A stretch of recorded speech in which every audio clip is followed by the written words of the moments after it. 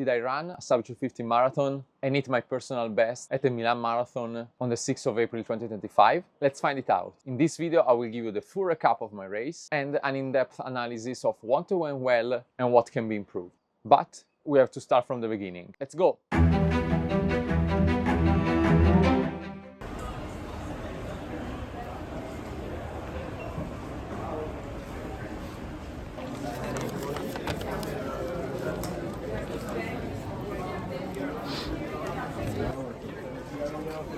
Ciao. Ciao. No, solo in italiano. Ok, perfetto. Grazie, ciao, grazie.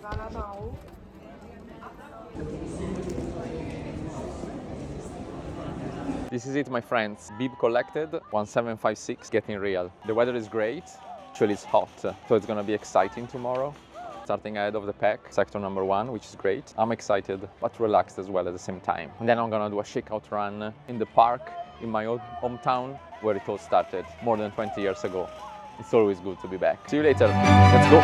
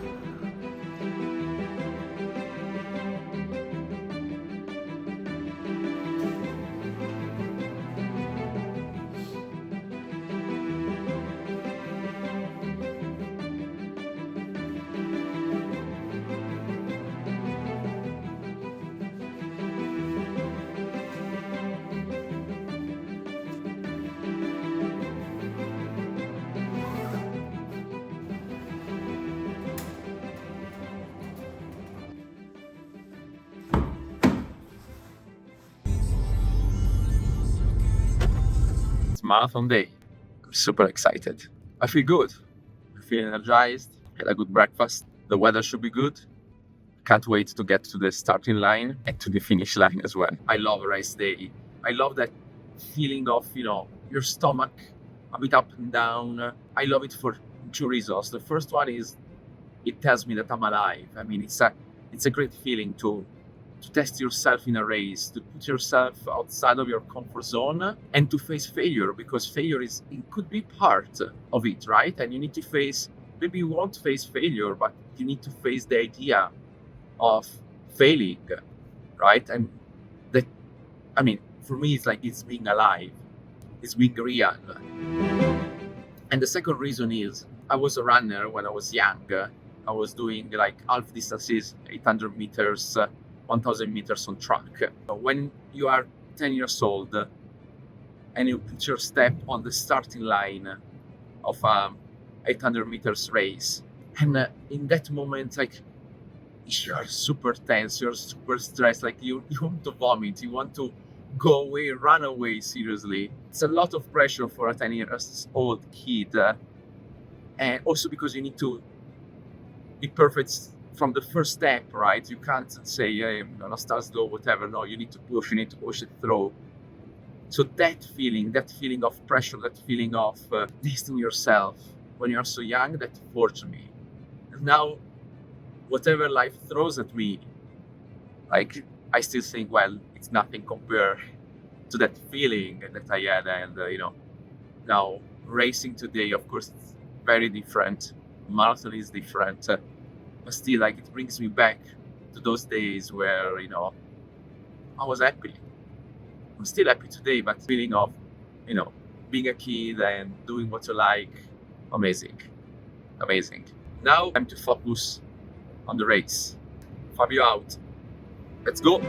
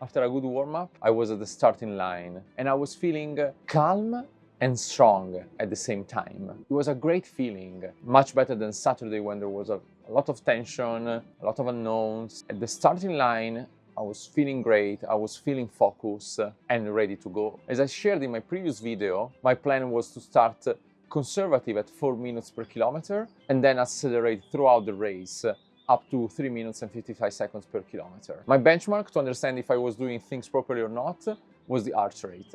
An heart rate below 165 beats per minute, I knew that I was in full control. 165 to 170, sustainable, maybe not for the entire race, but for the second part of the race, definitely. Above 170, red light warning, too much. I started and there was a bit of traffic in the first kilometer. I did it in 4 minutes and 7 seconds per kilometer, fine. For the first 10 kilometers, I did the manual lap on my watch because GPS is not reliable when you have many people next to you and a lot of tall buildings like in the city center of Milan. So I want to have a precise indicator of what am I doing versus relying purely on the GPS. First kilometer, 4 minutes and 7 seconds. I was in control. I didn't fall, which is probably the most important thing you have to avoid in the first kilometer. Second kilometer, 3:59, perfect. Third kilometer, 3:58. And then fourth and fifth kilometers, I took them together. At the fifth, I didn't see the sign at the fourth kilometer. 3:58 again each kilometer. Perfect. Heart rate was in control, around 160 beats per minute, and I was feeling great. Everything was easy, relaxed. I was pushing, but in a very relaxed way, an easy way. So I said to myself, okay, let's give it a try. Let's try to push a bit more and go already in the region of the 3:55, because the heart rate was really in control and I was feeling great. Plus, I knew that the last 12 kilometers would have been tough because the wind was supposed to pick up and there would have been a strong headwind against me in the last 12 kilometers. So I said, okay, let's give it a try now. Kilometer 6, 3:55, 161 BPMs. Kilometer 7, 3:53, 160 BPMs. Kilometer 8, 3:55. Kilometer 9, 3:55. Kilometer 10, 3:54, probably there was a bit of a downhill there. I closed the first 10 kilometers in 39 minutes and 26 seconds. Heart rate still in control, 162, 163 beats per minute. I was feeling great, I was feeling in control, I was feeling it was easy. And now I started taking the manual laps every 10 kilometers. From kilometer 10 to kilometer 20, I kept pushing. I was feeling good, I was feeling smooth, good running technique, and the heart rate was always in control. 161, 162 beats per minute. I closed the second 10 kilometers in 39 minutes and 23 seconds. Very regular, very consistent. I passed the half marathon mark in 1 hour, 23 minutes and 5 seconds. An average of 3 minutes and 56 seconds per kilometer. Wow. Perfect. After the half marathon, I decided to push more. Why? For two reasons. One, feelings. I was feeling great. And secondly, again, heart rate.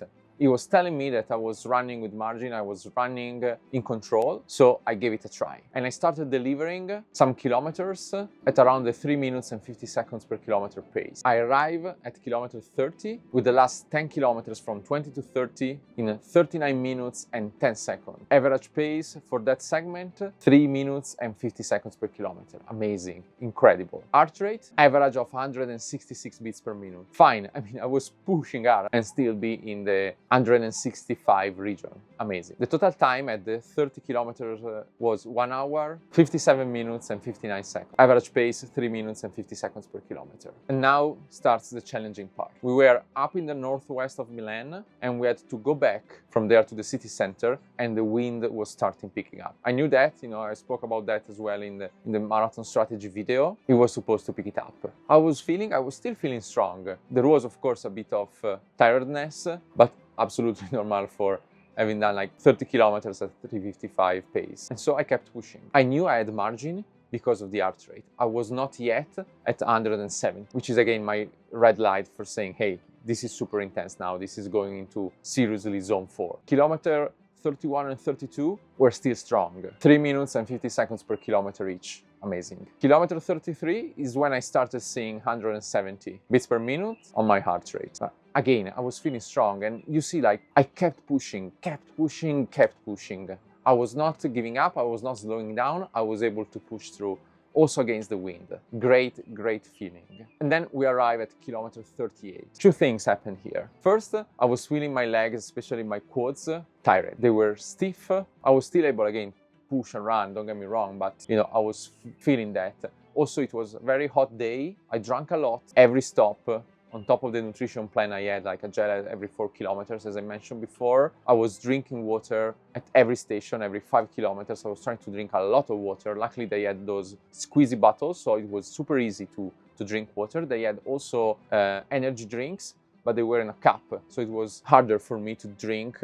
I had just a sip or 2 sips of that one, but I was constantly drinking water and washing my head, my shoulders, in order to keep it warm, because it was a very hot day despite the wind. So, first signal at kilometer 38, legs stiff. Second signal, I think mid kilometer 38, I had to do a slightly lateral movement. We were back in the city center. We were on the typical Milan cobbles. There was a hole, and in order to avoid the hole, I just really slightly moved my left leg laterally to avoid the hole and not to go into the hole, and I felt a cramp on my left adductor. Luckily, I was able to loosen it up while running, so it didn't stop. But that for me was an important warning signal on top of the stiff legs. I still had enough mental focus to do a quick math. I was 4 kilometers to the finish line. I was well below 250, and it was impossible for me in those 4 kilometers to get to 245. I was kind of in between, with a lot of margin on both sides, the 250 and the 245. So I did a quick risk assessment,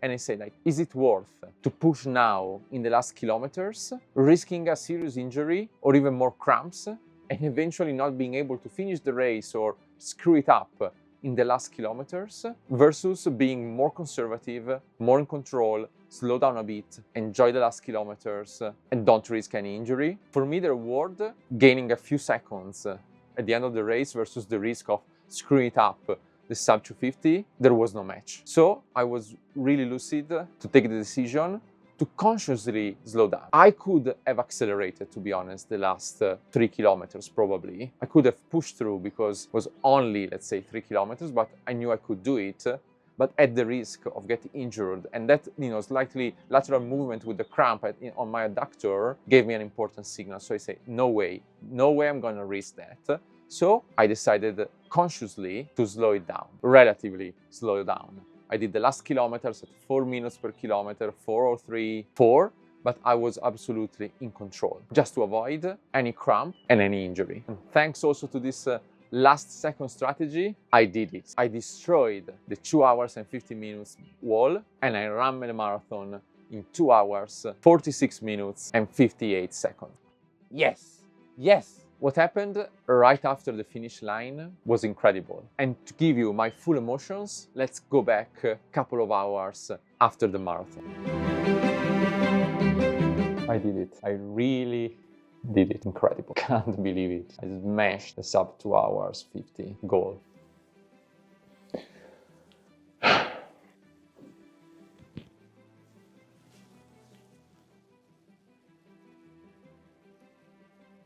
It's the first time in my life, after the finish line, I cried like a baby. It was just like the emotion was too much. It was beautiful. It was really beautiful. Everything just made sense. Crying after the finish line and meeting my parents and hug them and crying on my dad's shoulders. That was magic. It might sound silly, but those are moments that you take inside and you bring them with you forever. Sport can gift you such incredible emotion. I don't have the words to describe. I might be an engineer. I might be very pragmatic, very data-driven in my approach, but I'm human as well. And, these emotions for me are the essence of life and the essence of sport. The one thing that I feel the most now, I'm grateful. I'm grateful to have the opportunity to do something that I love. I'm grateful to have the support of my family. I'm grateful to have as well the support of you guys. Like, I can't tell you how many people cheer me up before the starting line, during the race, after the race. Everything just made sense today. Perfect day. I'm grateful. I'm happy. Feel great. So yeah, it has been one of the best days of my life, to be honest. Super grateful, super happy. And now that almost a week after the marathon, I can reflect on what went well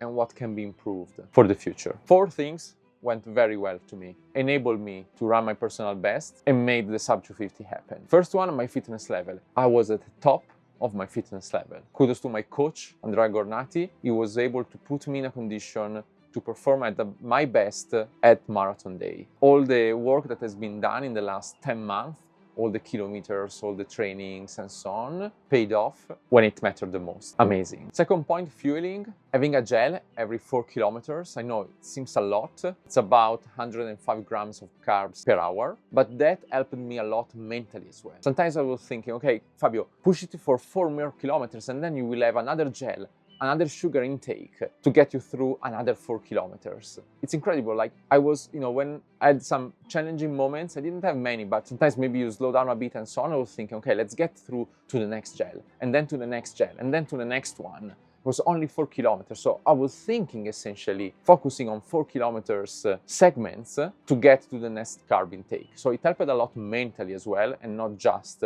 from a fueling perspective. Third, running technique. At the beginning of this journey 10 months ago, I mentioned that I wanted to improve my running technique.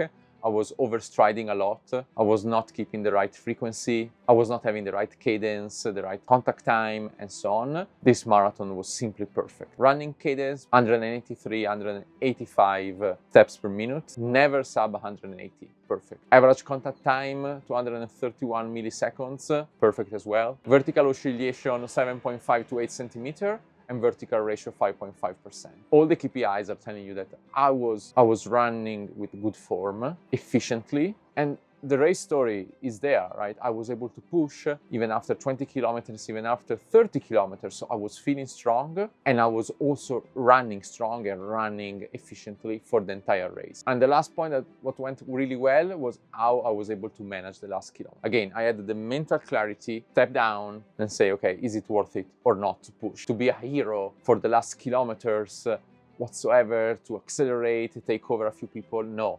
Doesn't matter. What was my objective? My objective was to run sub 250. I was comfortably there, and the risk of getting injured and screw it up was too high. So I think that was a really, really good sign of me, like being in control, even in the last kilometers, right? Because I had the mental clarity of thinking and taking a decision. That was great. Things to improve? Well, there is one thing that I need to improve: hydration. Like I drank at every station, as I said, water and so on, but I think it was not enough because of the cramps that I had in the last kilometers. So how can I get enough sodium and potassium and all the salt that I need during a race without relying on carrying water over me, which is an additional weight? This is something that I will have to work on with my coach. All in all, I'm super proud and super happy, not just about the result, but the how I was able to run this in full control all the time, dominating the distance, dominating the pace, and feeling great throughout the entire race. And now, what's next? Well, a few days to relax, but not really relax. I had to fly to Dublin for business exactly the day after marathon. Not the best way to recover, to be honest, after marathon. But now I will sit down with my coach and think about the next objective, which I will share with you in the next video. The journey never stops, and I'm ready to take on a new challenge. Let's go! Eccolo, eccolo! Dai Fabio! Dai Fabio! Dai che sei sotto! Sei sotto Fabio, vai!